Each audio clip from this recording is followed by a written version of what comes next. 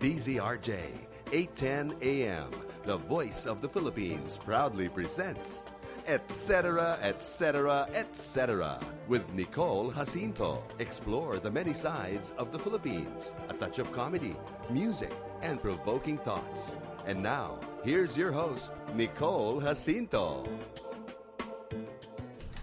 Good afternoon, folks. Don't worry, you're not in another time zone. And you're not in the, twilight zone either. We just wanted to give you some time to bring in all those special reports. Lots of news today, lots of things going on. But now it's time to relax a little. Maybe you've just woken up from your naps. I don't know. Maybe you've been awake since 3 a.m. this morning and you're going to sleep. I don't know. But anyway, it's time for etc. etc. etc. And as promised, today, Friday, what's the date? October 14, 2011, not yet 2012. So don't worry, the world isn't going to end yet, as the Mayan calendar says. We have Miss Pia Morato with us again to talk about education. And in particular, because our conversation last Friday got cut, and I remember both Mrs. Mercado and Lita Ramos called in, and maybe Pia can answer some more of your questions today. If you have any questions or comments, call us up and join the conversation. Call us at 897-8374 or 895-4460. Don't forget to also like us on Facebook. We are on Facebook. That's facebook.com/DZRJ810am. You can watch and tune in also through Facebook or through Ustream. That's www.ustream.tv/channel/DZRJ-810-AM. Text us at RJAM, that's all caps, space your message and send it to 2256. Well, we're here, folks, and Pia Morato is here as well. And hi, Nicole. How are you, Pia? Good. Thank you for having me again. Say good afternoon to all our listeners in Spanish. Buenas tardes. Can you speak other languages aside from English and Spanish?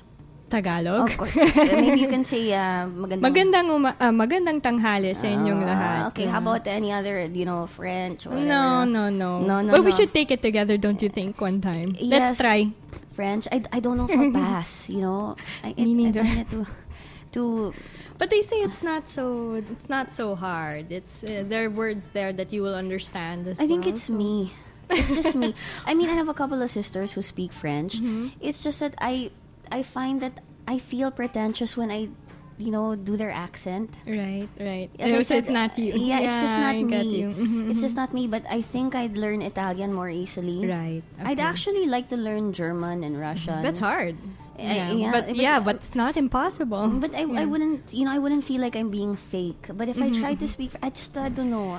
I just maybe you think like it fits your personality. I don't know. better. I just find like I'm not really, Yeah. like I'd be like Inspector Clouseau or something like that. No offense to any French people out there. Love your champagne. Love your champagne. Love your wine. Love parts of Paris.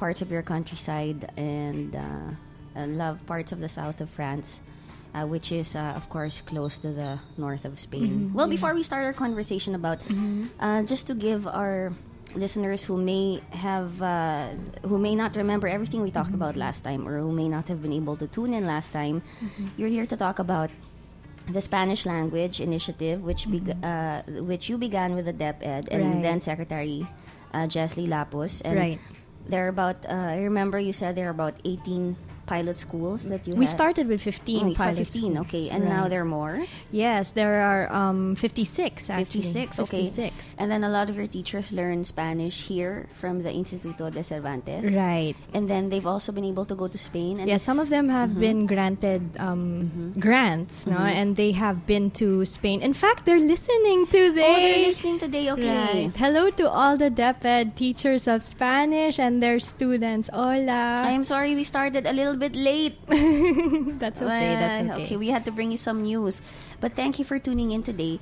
And, we talked about the relevance of the Spanish language to our languages here in the Philippines, That's like right. Tagalog, Ilonggo, Cebuano, or Visayan, Right. even other languages. And we talked about some words, like, for example, when we say mundo, it's mundo. Right. And a lot of Right. the root words. And you mentioned last time about prefixes and suffixes. Right, like let's say amayongero, like I mentioned the last time, or Yes. alascador, Alascador. that suffix ador is Bolero. bolero, Bolera. the same, that's right. right? And then I remember one of our listeners called in and asked, what konyo and punyeta mean. Woohoo! I said it again on air, but we explained that already last time. Right. Yeah. I think said we were thorough. We were thorough. Punyeta's not really a bad word, but we kind of told you what konyo is by explaining that. Right. Okay. But anyway, to your the teachers who are listening now, they must be laughing because they're like, she got away with it. I hope there are people not listening and we're gonna police me today. But no, aside from all of these things, we have this connection.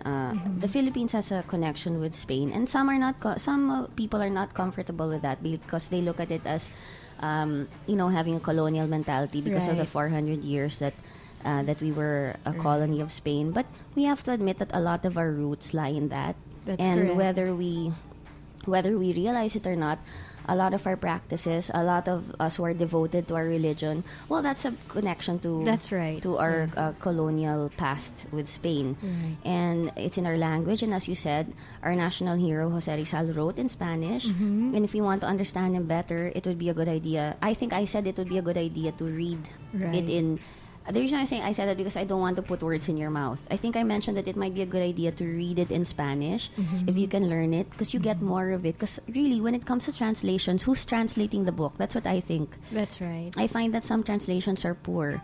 Then we have the translation from Spanish to what it must have been translated into English first, or some maybe directly to Tagalog. I don't know. But you were saying that somebody who a Rizal scholar was that again actually speaks Spanish or learns Spanish, because how would he decipher all of these letters of Rizal and letters to Rizal by other people? Exactly, right. Well, what I said the last time was that a lot of our national archives are written in Spanish.